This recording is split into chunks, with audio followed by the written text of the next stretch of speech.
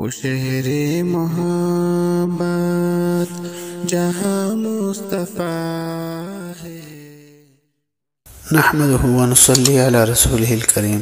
ایک ساتھی کا سوال ہے، اگر کسی عورت یا بچے کے ہاتھ سے قرآن گر جائے تو کیا کرنا چاہیے؟ کیا قرآن کے برابر آٹا یا گندم صدقہ کرنا ضروری ہے؟ الجواب حامداً و مصلیاً اما بعد۔